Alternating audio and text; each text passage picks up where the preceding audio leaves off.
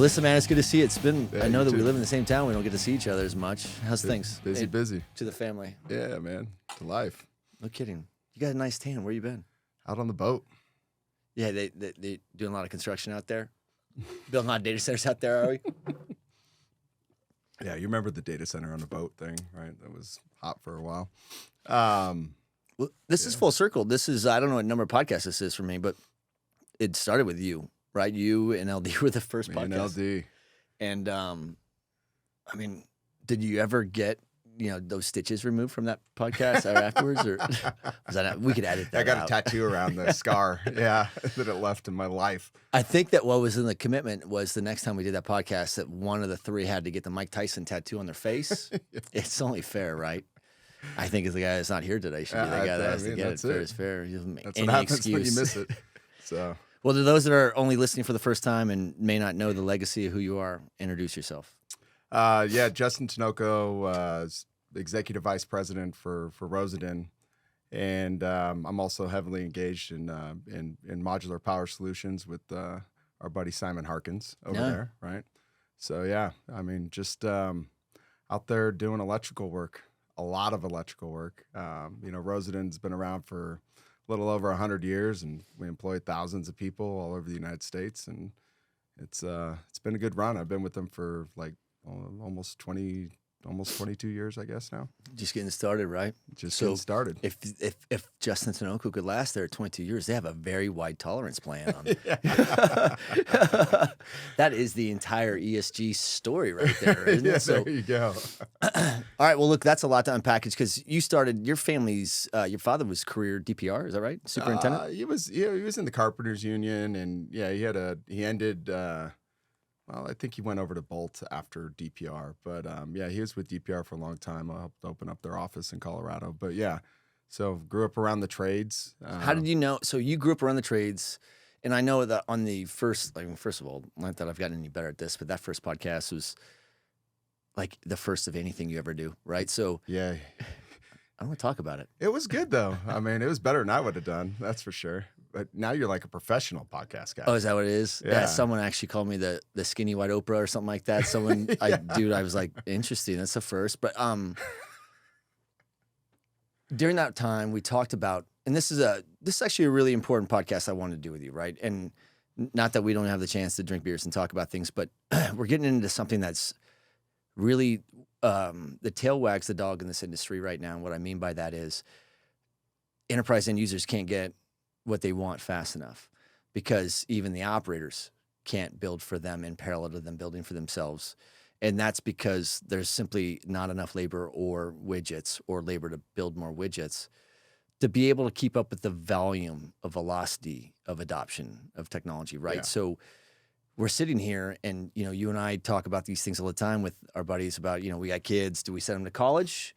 What's the value in that? Or do we send them to the trades or how many of our friends that are in this space are like, I'm not sure if I could understand the value in college. And I know that we were all raised in this very homogenous thing where, you do these things. And if you do good enough in school, then you get to go to college. And if you do go to college, then you're set, right? Yeah. And I'm like, not the case.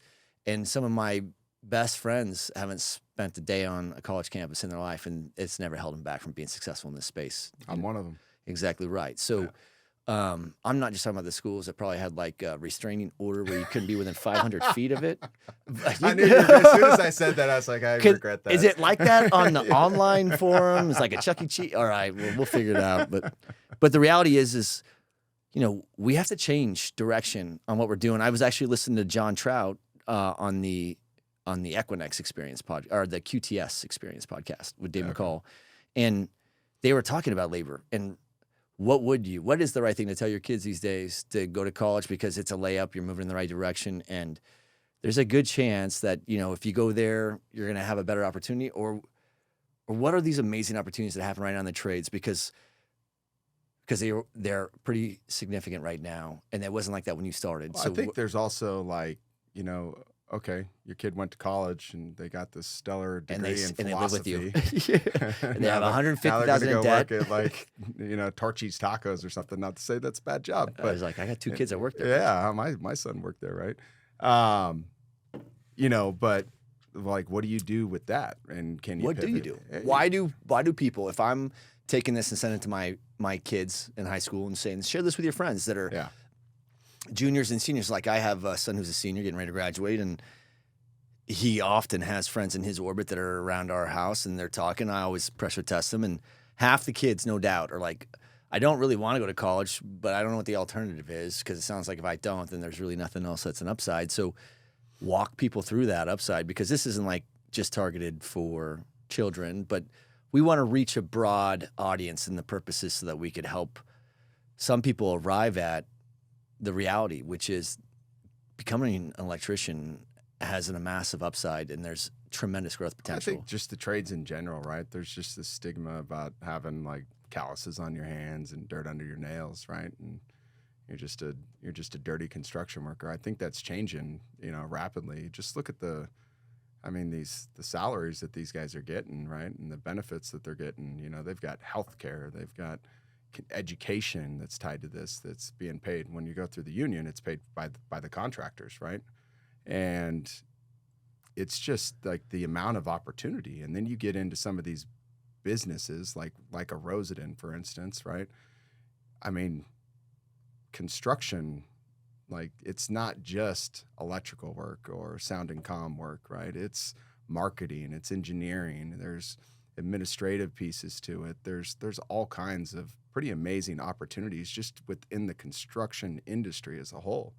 So, but what we've done is, we're really trying to take a step back and like, okay, how do we get to the youth and get in front of them? And what Rosendin's doing right now, we're engaged in a handful of markets, just getting out to junior highs and high schools and I have to express my dominance real quick, so I'm going to sit taller than you. Go ahead. Okay. I don't like it when you're at me. I don't like it when I'm looking up at you. It's dangerous. It's not natural. Keep talking. I feel no better now. Thanks for derailing me on that. I was really going somewhere with that. Man, you were like, that was like one of those moments from Office, or what is it, Old School, where he's in the debate and he's like, what happened? With Farrell? I didn't mean to do that. But yeah. No, but I mean, we're involved in like youth camps and a bunch of different things, just trying to get exposure to the electrical industry, right? Because that's what feeds into us. And our biggest risk is always been and always will be manpower or craftspeople, right?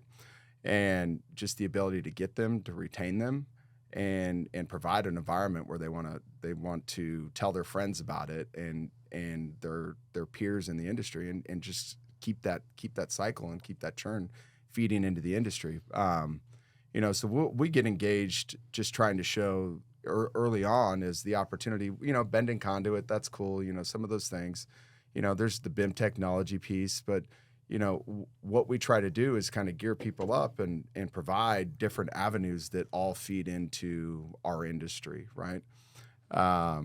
You've got a lot of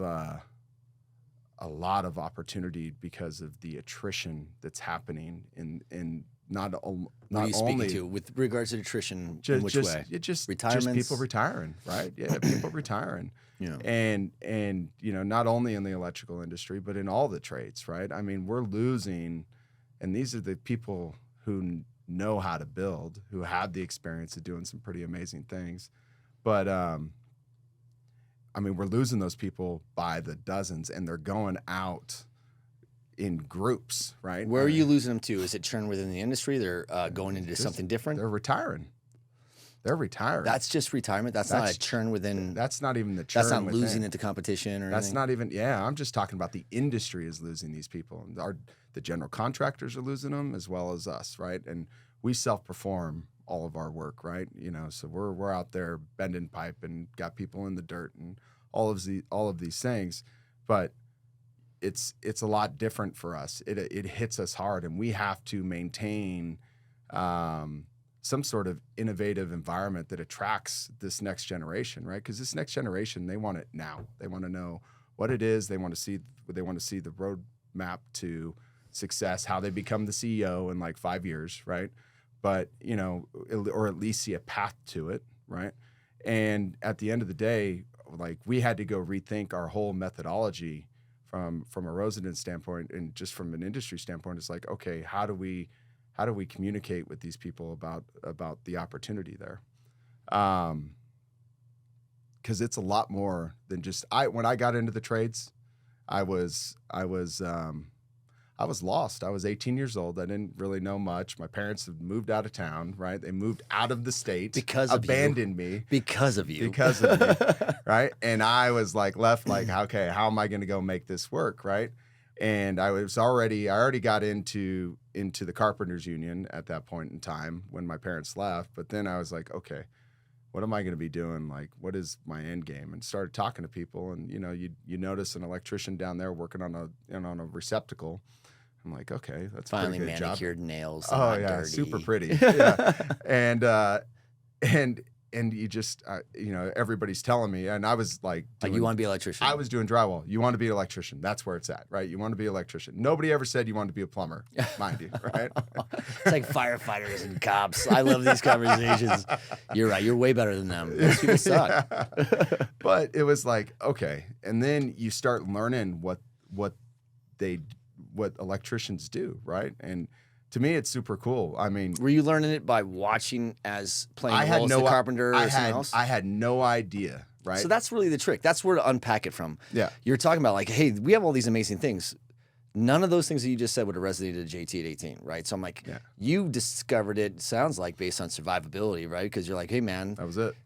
I need something. I'm immersed in this construction environment, and people that have been here longer than me say, start with that if you could start. And that's why you got there? I mean, it was out of necessity that I was looking for something. And I also was like just looking at, okay, can I do this? Do I want to even approach to do this? And I didn't know what this was, right? But what I did know is that I didn't want to be doing drywall for the next 30 years of my life, right? That's the one thing I did know, right? I didn't know what the electrical piece was, but I did know that. And so I was like, I'm going to pivot and I'm going to go figure this out. And at the time, it didn't take me long to get in. Now there's like, it depends on what local you're in. It could take a while. So why is it taking so long if we have such a massive shortage in demand? Well, a lot of times. Or not a shortage of demand. We have a pent-up demand with a shortage of supply. Yeah. I mean, so back into the union piece, every jurisdiction is going to be different. And so by jurisdiction, I mean, like, let's just call it county for right now, right? Pause real quick. So believe it or not everybody knows the legendary. So Rosendin is 100 years old. You've been there for 20 plus years, but Rosendin isn't just 100 years old. They're are they the largest electrical contractor in the mission critical vertical? I mean, let's just they got to be among the top critical work. Yeah. All right, but I mean, you guys are billions of dollar company. You guys have thousands of employees, and it's a big company. Is what I'm trying to establish for people that. Believe it or not, there's people I talk to where Rosendin is a massive player in certain places, and there's markets that you guys don't play in at all, like Chicago, New York. That's stuff. right. That's right. So you could talk to some people that are like, they could spend a fair amount of time and not cross paths with you guys because the markets that you guys are in are the ones you guys dominate, the ones that you guys don't play in. Yeah. It's a market for someone else. It's, very unique competitive landscape you guys navigate through. But for those that don't know, Rosendin's not only 100 years old, they're huge and one of the subsidiaries that you guys own is Modular Power Solutions, MPS. Sure. Yeah. And they are a huge player in this space, building it's skid-mounted prefabrication. Go ahead. Yeah, we build for, modularized or integrated components, right, with heavy electrical infrastructure, right? So all the power's coming in, generator feeds are coming in, and then the critical distribution for the data centers right now. We're heavy in the data centers. We're working on more diversification into other industry, into other verticals, right? But yeah, I mean, we sell into probably a larger customer base than anybody, I think, in that space right now. So the reason why I'm painting that landscape with a broad stroke is because, years ago, 20 plus years ago, you're 18, you had to go figure it out, and you went to a company that was growing just as a trade itself, the demand for that skilled labor, and people were either going into the trades, going into college, or going in the military, or, I don't know, I'm not saying you're going backwards, but there's other alternatives, right? But these things that help people discover what's right for them and what's wrong for them, it really comes down to understanding, what are you even talking about? Like, some people don't even know what electrical contractors' full magnitude of impact is. Yeah, most people, when they hear, because people still ask what I do, and I'm just like, I'm an electrician, right? They're like, oh, cool. Like, We think we know what that means. You're roping houses? Like, can you cut in a receptacle for me on Saturday? And I was like, probably not. I'm a little tired. But yeah, I mean, it's just a far greater magnitude. And with our organization, it's not, we're not, I mean, we build multifamily dwelling units, but they might be 70 stories tall, right? It's just mass scale, like big arenas, massive data centers, largest renewable jobs in the world, right? Stuff like that. But back to what you were, and I'm trying to piece it all back together. So, no, you're perfect. You were talking about the job domains or the opportunities that, I mean, people say, hey, I don't work for an electrical contractor because I'm not an electrician. So like I don't work in the data center industry because I'm not a data center person. Yeah. And, we know that there's generally 5 phases of a data center life cycle, but those 5 phases represent 9 different job domains. Yeah. And those 9 different job domains that stem from HR and finance and marketing and sales and business development all the way through the subject matter expertise of that. Sure. That includes, those 9 domains account for 200 to 300 different open job opportunities. And those ones have tier levels, 1, 2, 3, kind of like anything else. That's the message is to the electricians is I try to tell people now, there's a kid who my son's friends with who got into a different trade, like painting. And I said, the beauty about going into a broad thing like an electrical contractor or mechanical is they serve multiple industries and those open up other domains of specialty from estimating. You would estimate different in high tech or semiconductor than you do. And does that make sense? But I'm like, you kind of get to get into some real wide spreads. And if you go to a bigger shop, they have more wide range of opportunities. So if you plug in and you're like, I mean, how many different jobs have you had since you started? Oh, man. I don't know. Probably at least 20, right? Okay, so it feels like, I mean, you started at the very bottom. Yeah.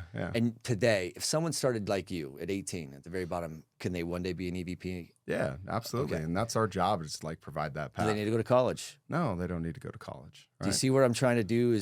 I'm trying to make it easier for them to discover, because this podcast will be people that we know that listen to it and share with their friends. But what we really want them all to do is go share with their, what's the world come down to when we're like, go take a conversation from Justin Tinoco and Kirk and share it with all your kids. Man. I know. I don't blame them. But I would say this, it's really like, what do you do? I don't know what to tell my kids sometimes. Mm-hmm. Like I have no problem telling my kids, like, look, college ain't for everybody. Go look at the trades. Yeah. I'd be like, I wouldn't be an electrician. I mean, I'd go look at a plumbing job maybe or something, but there's a lot of. You're more of that speed for sure. I like to be a glazer. But those are the window guys. That's me, just standing by the windows the whole time.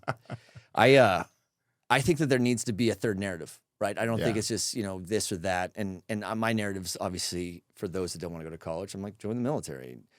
But I also see the huge demand. And I see some very, very advanced and innovative thinkers that are coming out of the trades, not just your guys' side, but all of them. And take people down the path of understanding some of those trades, the differences between union, non-union, big shops that have huge. I mean, if you went onto Rosendin's website right now, you could probably find 100 to 200 different types of jobs for all I know. I don't know. Yeah. But what would be your advice? I mean, you started at Rosendin wasn't a huge shop when you got there, right? Yeah. So how did you know? Yeah, Rosendin wasn't, I mean, it's just by kind of, I think I talked about it in that first podcast, right? It was just like, I ended up in Rosendin because I was already in the apprenticeship and I wanted a challenge, right? And I just, again, you kind of always be thinking about like 10 or 15 years down the road. Is this something that you want to be doing at that point in time in your life, in your future state? Is the ceiling, for me, it's like, how do I have a low ceiling or is that ceiling like, I'll never touch it. So I can just go, opportunity is like as much as I make of it. Right. And, I ended up over at Rosendin because I kind of challenged that, but I also just I had no idea I was going to be doing this. What I was striving for was something totally different, right, than what I'm doing.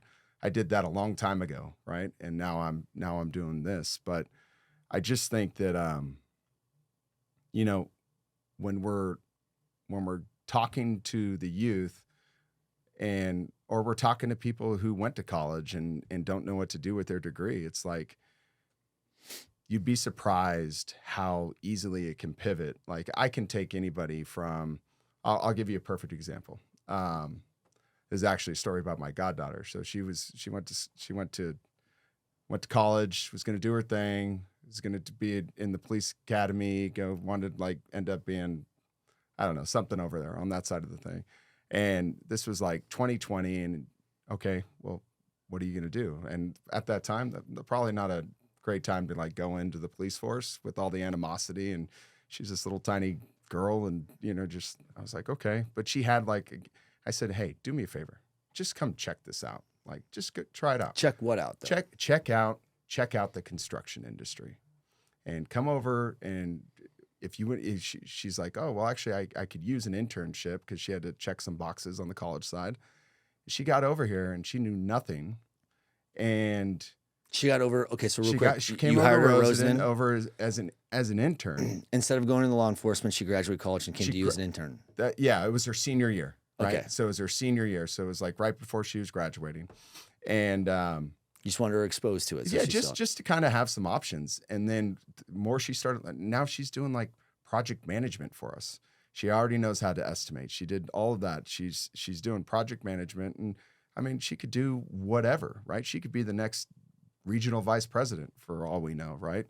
The opportunity is there, and it's just something that you take smart people who are willing to learn and willing to hustle, and we will invest into that and just figure out where some of those paths go. And maybe some, that next path is somebody in the same circumstance, but they're more mechanically inclined and they want to go out and build stuff with their hands. It's like there's an avenue to go get into the trades.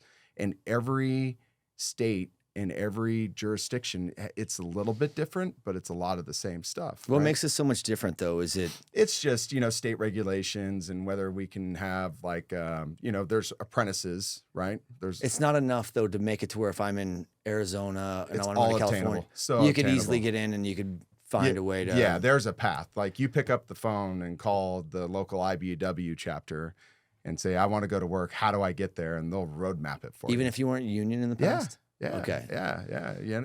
And there's little challenges, right? But even, I mean, you'd be surprised how many people we bring either from the non-union sector over, or just from flipping burgers over, and just teach them how to read tape measures and how to bend conduit and how to go do electrical work. I mean, there's multiple paths there. But at the same time, my concern would be with somebody fresh out of high school, because it's funny, because we talked about this, right? When you brought this subject up, you're like, oh, and I was like, well, actually, I don't necessarily agree with that, right? Getting kids right out of high school into the trades. And my only reason, he's like, well, didn't you do that? And I was like, well, yeah. Because I had to live. I had to live. But not everybody's in the same circumstances that I was in, right? But if you're ready to stop playing adult and act like an adult and take on the responsibility and be dependable, then come. Were you like that before you took that job, or were you like that because you took that job? I was like that out of necessity. I needed to show. Don't judge me. You think you're like looking for the white lie behind you? I was like, listen, tell me how you had it all figured out at 18. I didn't have it all figured out. What I knew is I had to show up to be at work early and on time every day in order to get a paycheck. And were you that? I was that. Okay. I never missed a day. I can believe that. Never missed a day. And that's what drove me. But not all kids have that same type of just outside pressure that's pushing them. But there's going to be individuals who are wound like that.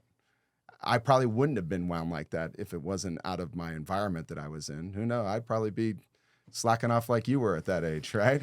Totally. Not as bad. I don't know if that's possible. But you are either externally motivated or you have internal discipline. One of the two things is going to trigger you. Yeah. So if I had to like put it in a big, like my reservations about hiring somebody who's not in that same situation where it would be like, okay, you're playing adult right now. You just got out of high school. You're kind of figuring out what adulthood is and to be on your own.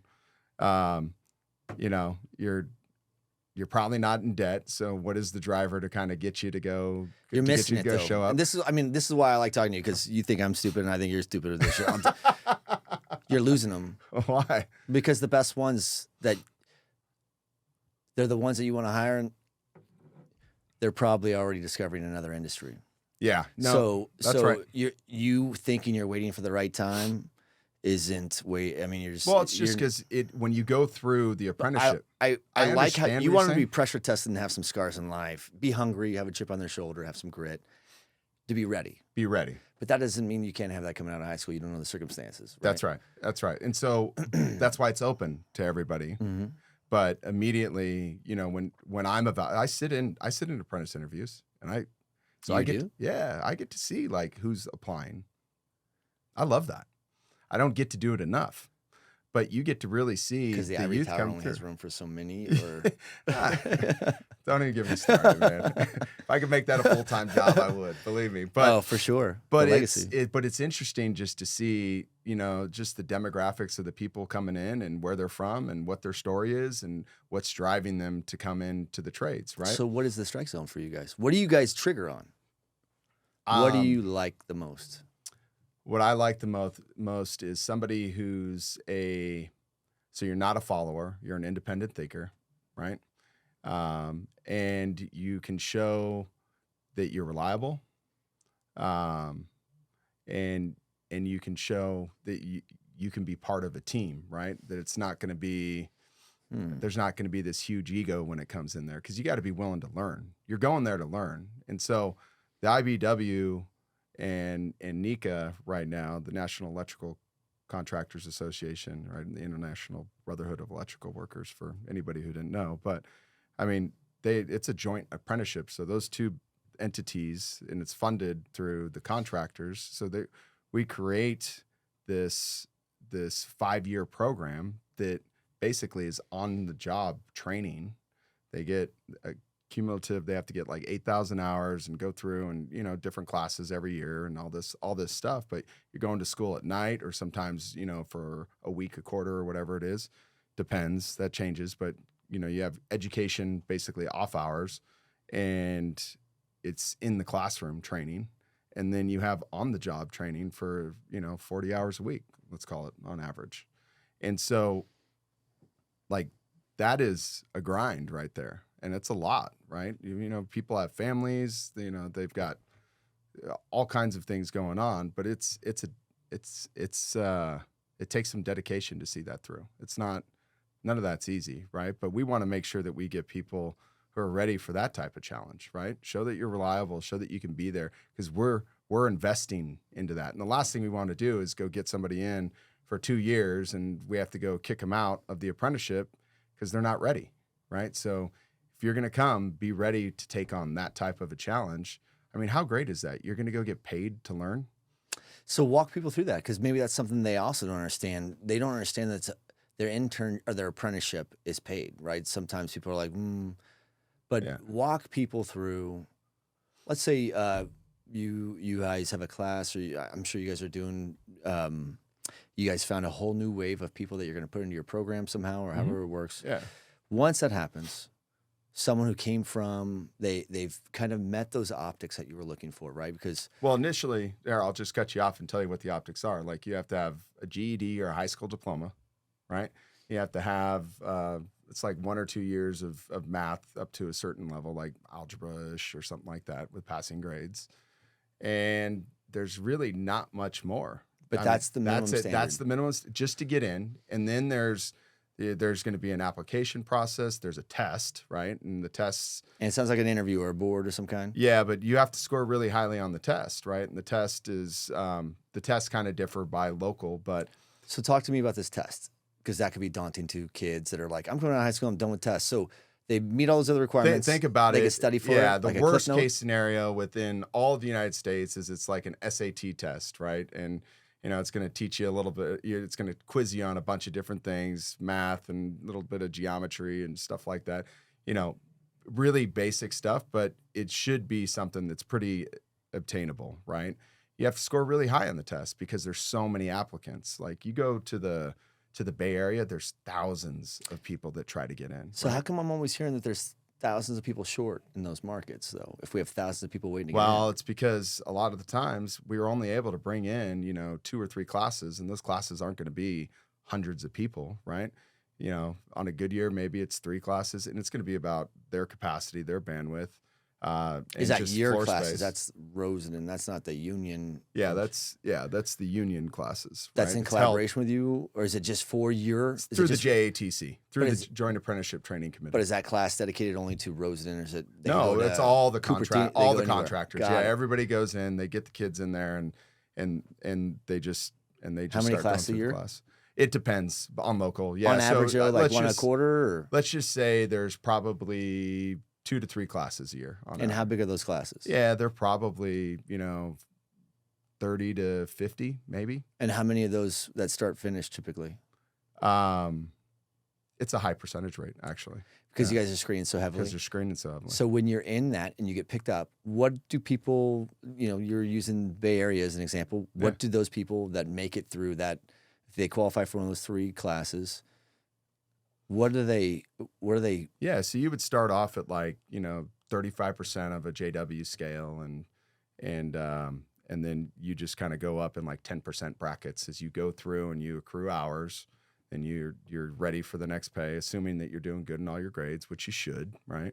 And then you just kind of keep on going up bracket by bracket until you hit a JW, right?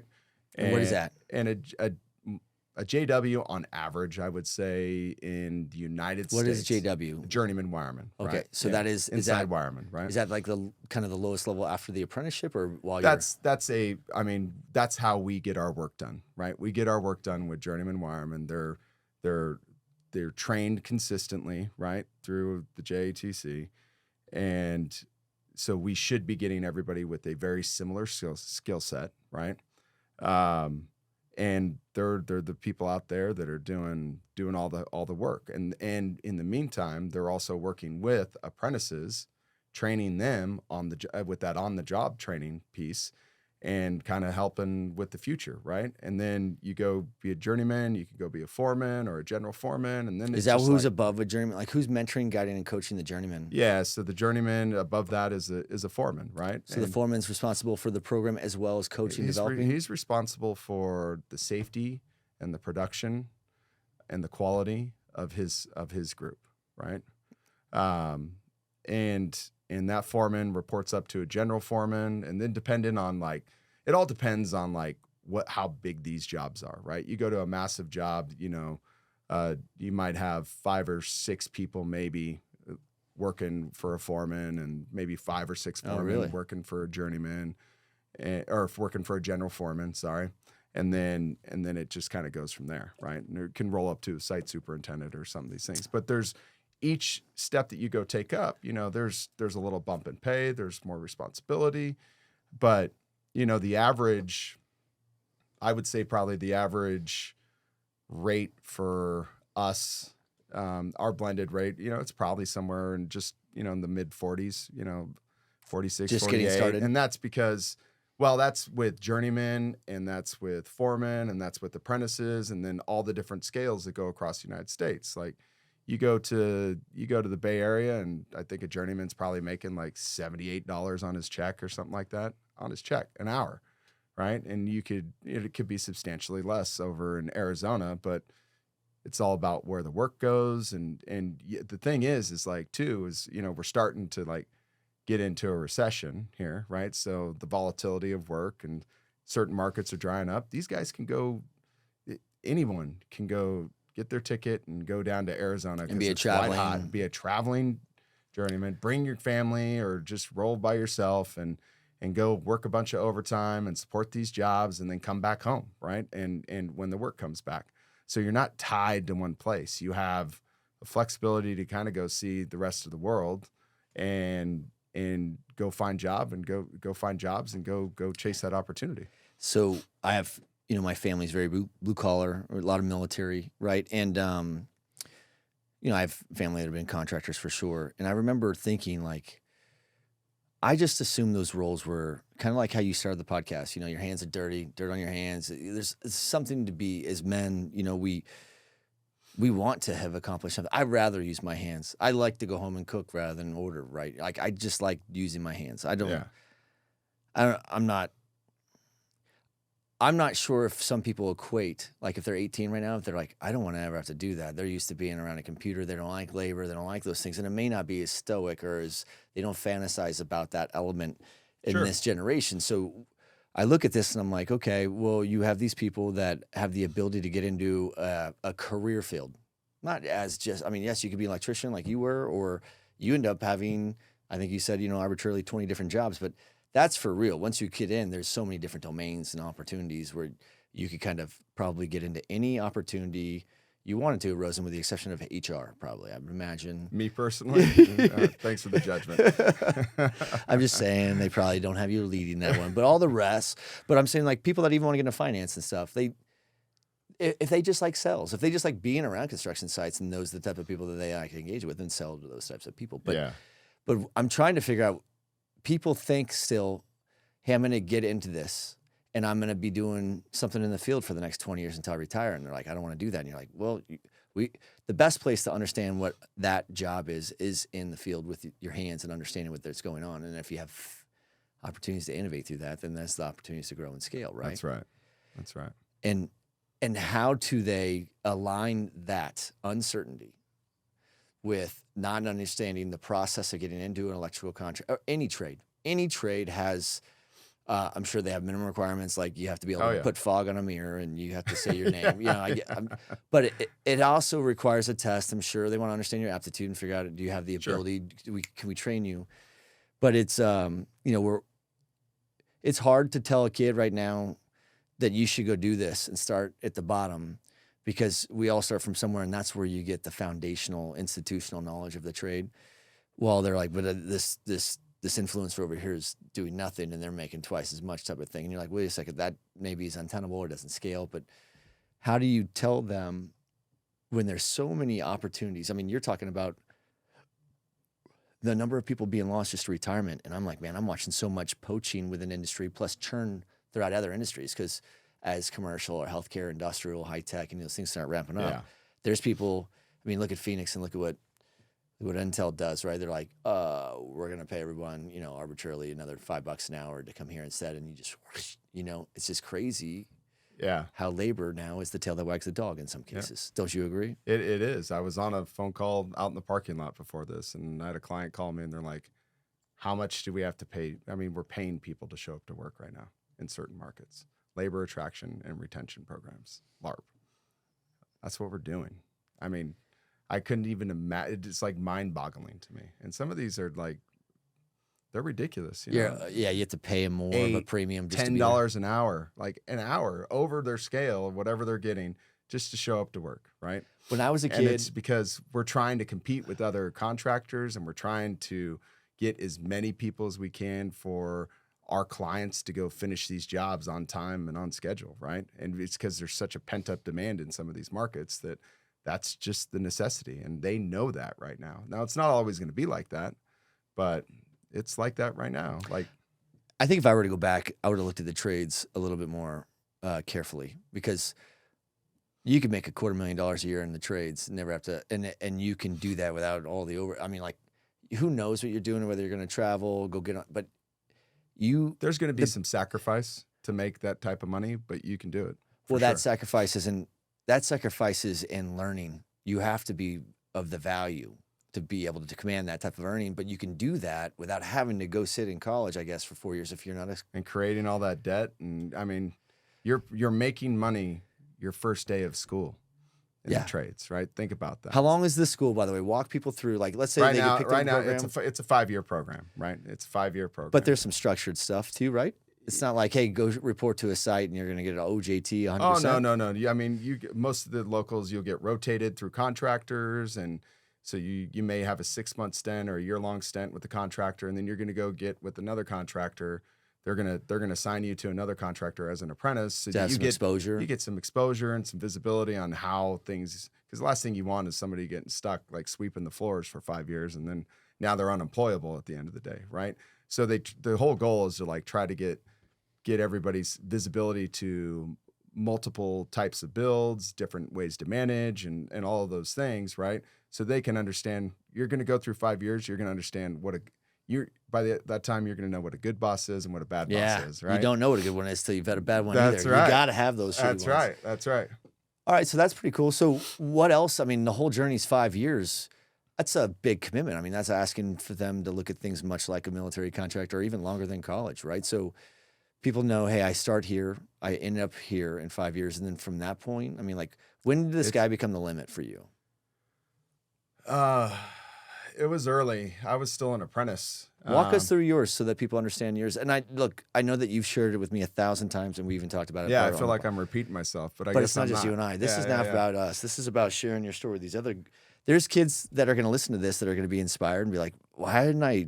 There are people who are sitting around right now where like within weeks from high school graduations. Yeah.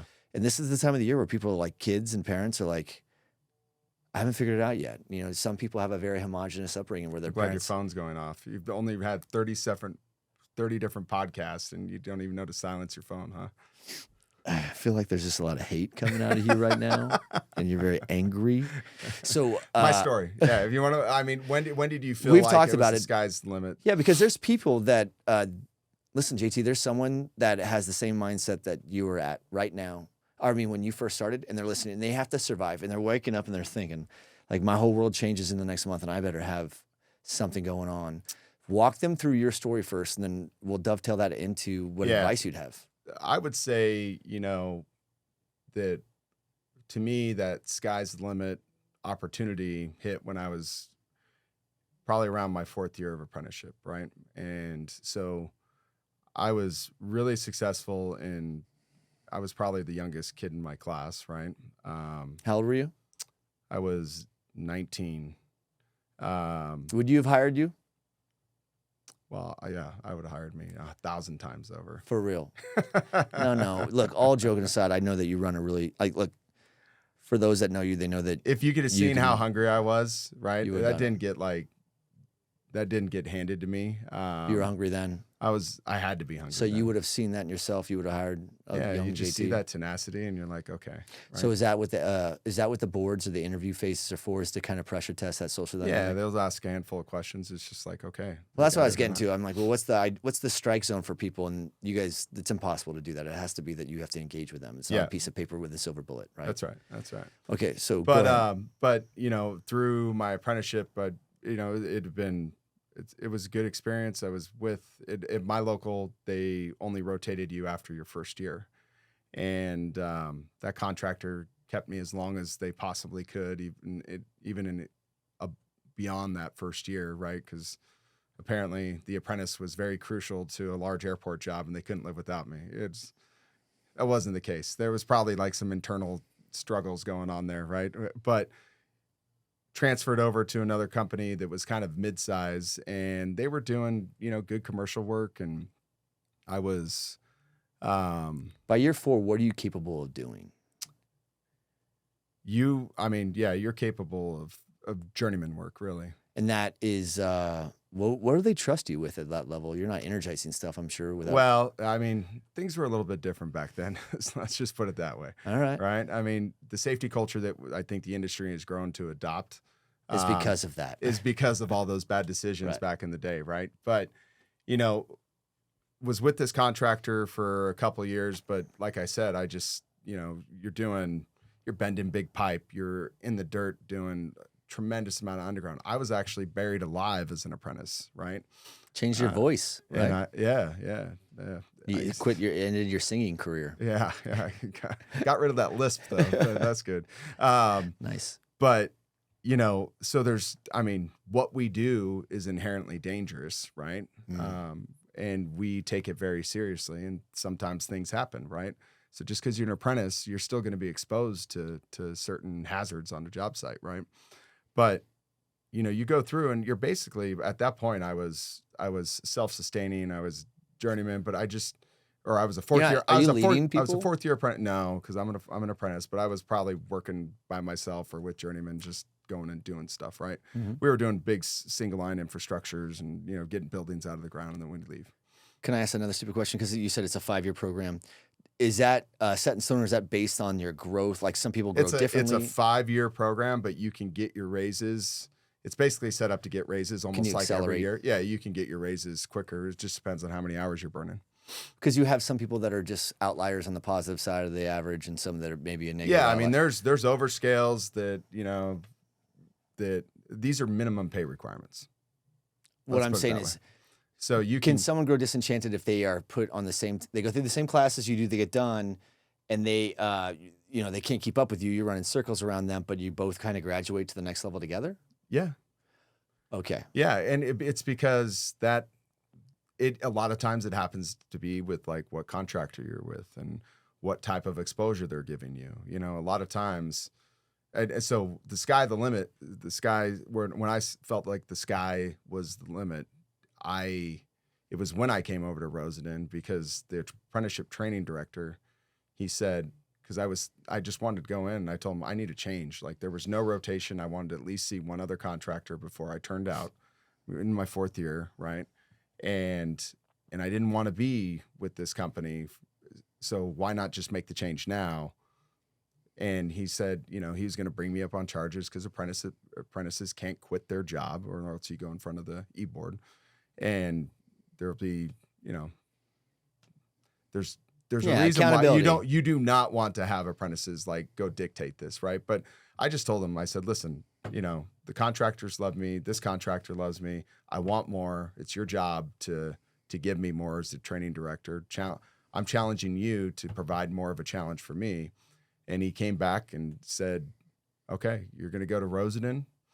You start Monday and you got to fight for yourself, man. He literally said, yeah. And at the end of the day, he's like, if you don't get to where you want to be in life, it's because you're not good enough there because they have a tremendous amount of opportunity. And at that time, we were no near the size that we are now, but it was the truth, right? And I got there and met the superintendent, and I just he's like, oh, talk to the apprenticeship director. His name was Scotty. He goes, I heard you kind of came over here unexpectedly, huh? He goes, so what's the deal? What do you want to do in the long run? And I just told him, I said, I want your job. Like, that's what I want. Nice. And he said, I don't know how to take that. A guy by the name of Mike Roberts. He goes, but nobody's ever told me that, but okay. But that's how you have to be. Yeah. And that's how, but he gave me an opportunity and all that did was put me on his radar to where he's like, okay, takes some balls for somebody to say that to a boss that they just met. And now it was just enough to get me on his radar to where he was like asking about my work ethic and what I was doing and my capabilities. And then all of a sudden, I'm getting invited to foreman training as an apprentice, a 5th year apprentice and some of the other things. So they immediately started investing into me and getting me exposure with like some of these guys that I idolized, who were legends within the local, and you're sitting next to them as a, bright-eyed kid, and you're like, oh man, taking all the notes, listening to like their challenges and what they're going through, and then they're training you on all these other things that are far outside of just how to bend conduit and pull wire and stuff. And that was like, I was like, I could do something here. And at that time, still none of this was on that radar. It was all like, okay, I can get to that next step in the field. That's what I wanted to go do. And it just kind of took off from there. But my greatest acceleration through my own personal growth was when I started traveling. And I started traveling for the organization. I got to go see, and these were jobs that probably weren't in the best shape. And you're just going there to help out and sacrifice. You're sacrificing time with your family and friends and not sleeping in your own bed at night, but you're out on the road.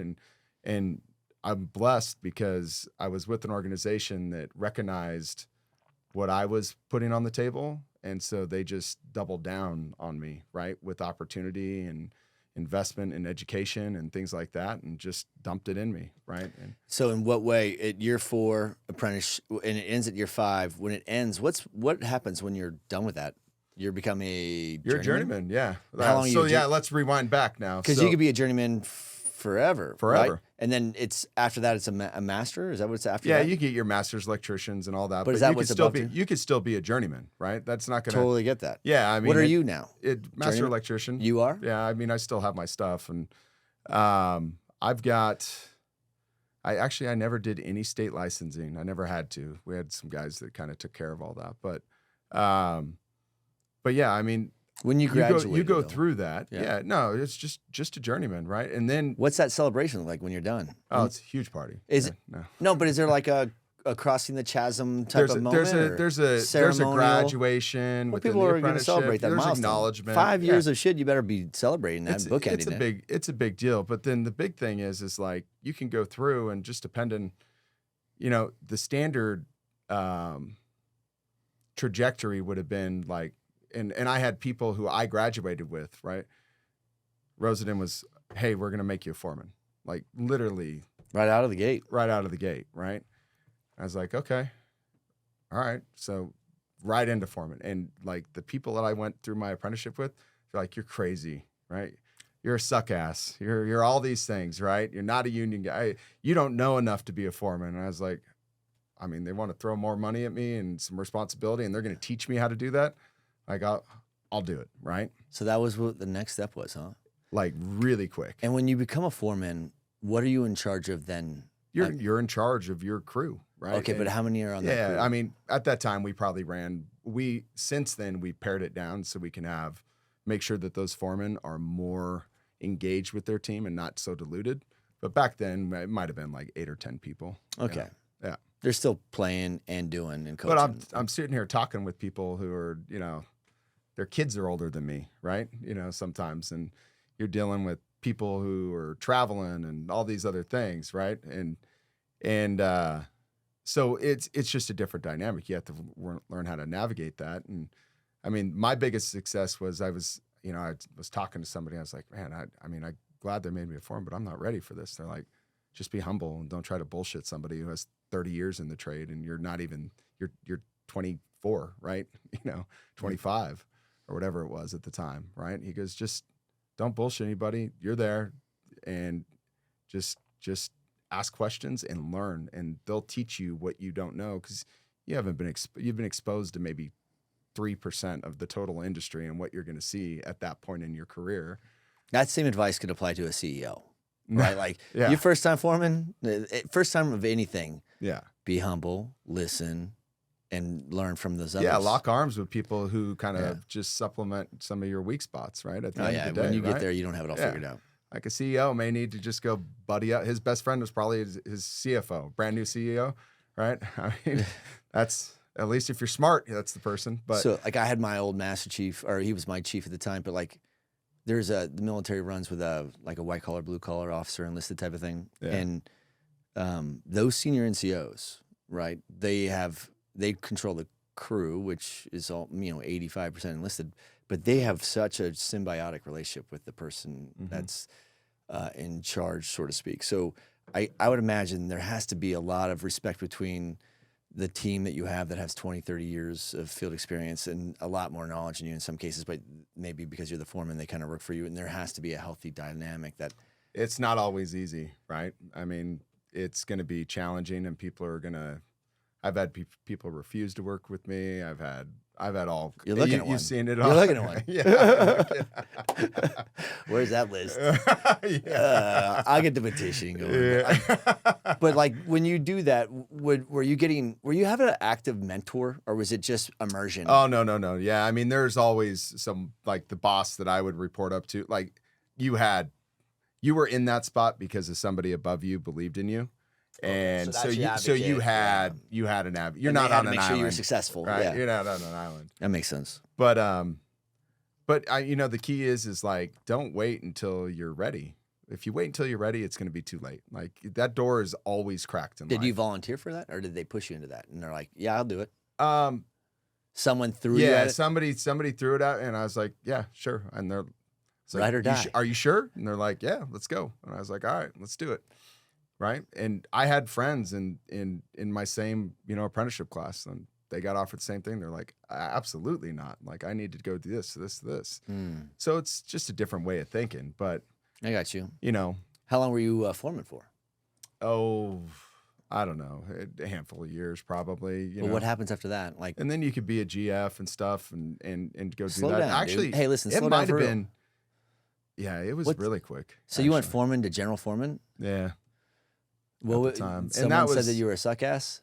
How many people were accusing you of that? Probably, let's see. Let me get my list. About 900,000. It seems like that's fast, right? So you became a GF pretty fast? Well, it was an interesting dynamic, right? Is this the Vegas program? This is before that. So this was in South San Francisco on a Genentech job that was probably one of the larger jobs that we had in the company's portfolio at that time. I think we had Staples Center around that. There were some big jobs, but this was one of them, right?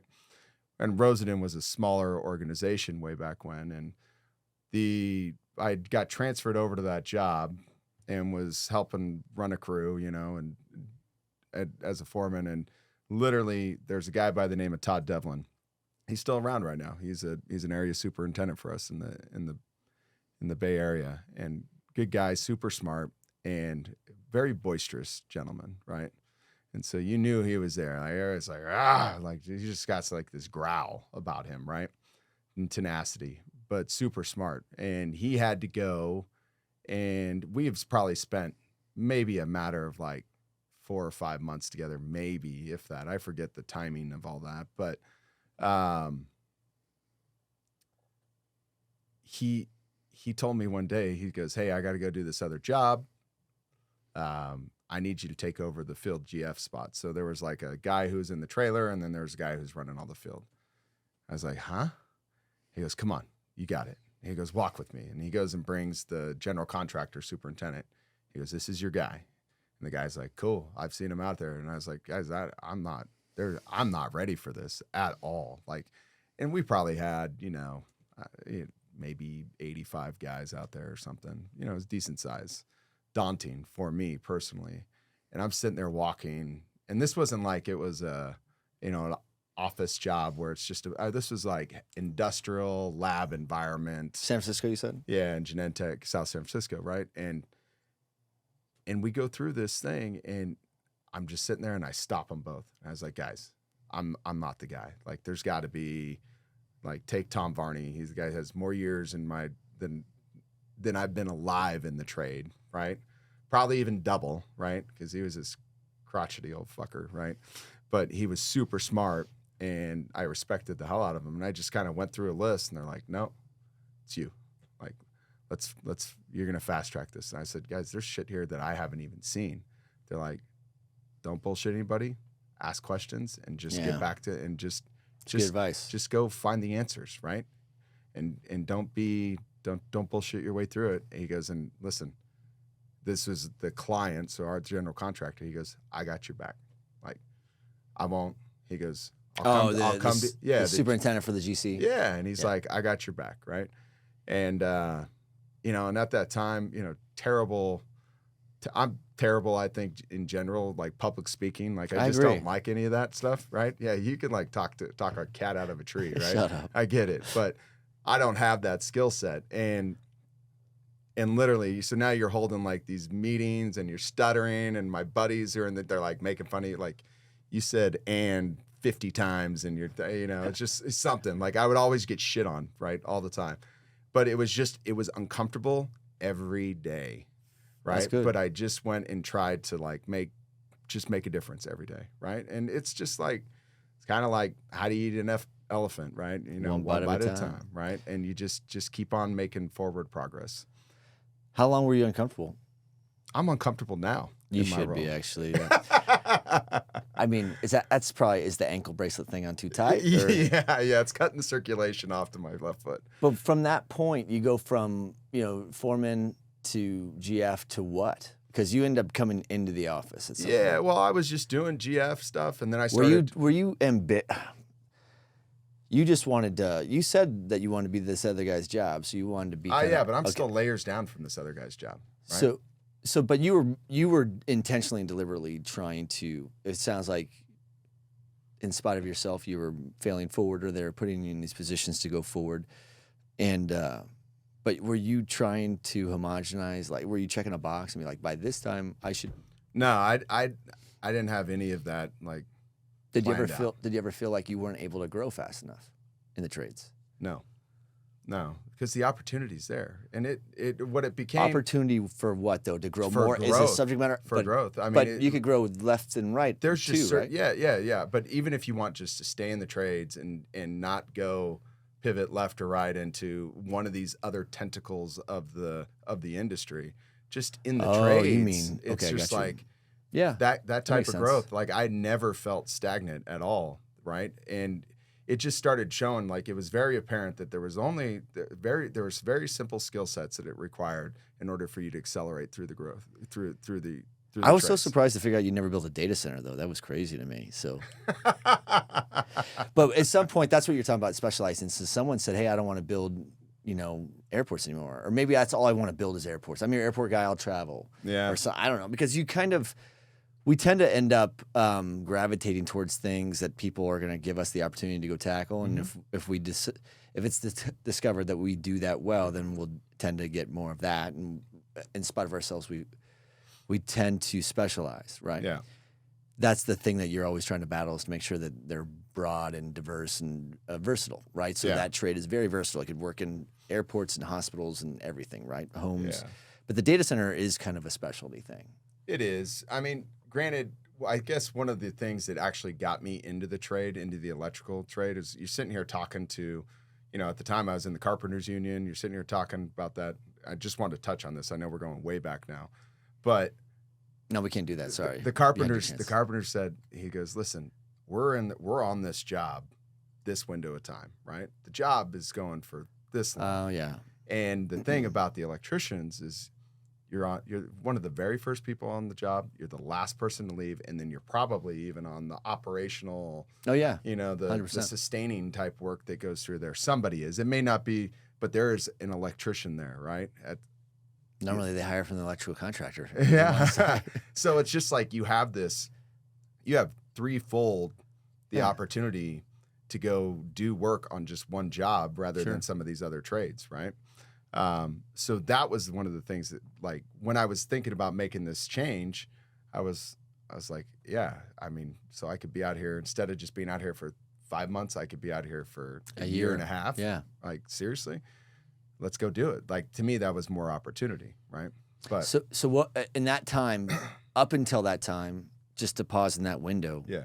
What was the greatest thing that you learned in that window? And how long of a window is it? Like 10 years, 12 years? I mean, it seems like it probably took you a bit to get to that. Maybe it was way faster than that. It was way faster than that. Okay, so in that time, what was like the greatest joy of what you were learning? Were you feeling like fulfilled with everything you were doing? I was learning how to manage others, lead, and learn all at the same time. Were you doing that by second? Like I'm a great victim of secondhand learning. Does that make sense? So like in the military, depending on what you do, they send you to certain training, some they don't, right? So when I say secondhand, I mean, let's say I was enlisted, I show up to the military. Well, every officer is going through tons of leadership training. Yeah. Senior NCOs do it too. Yeah. But there's no point in taking the FNGs and training them how to be leaders until they learn how to be followers first, right? Yeah. But did you have intentional training for leadership, or was there people that you emulated? Yeah, it was a little bit of both. I mean, within our organization, there's development series that we have just kind of focused on that role and above within the organization, because it's very skilled. It's a very precise skill set that it requires in order to be successful. Like, there is a roadmap for that, and so they kind of focus on a handful of things that are like the highest impact things. So what's number one? Oh, to me, it's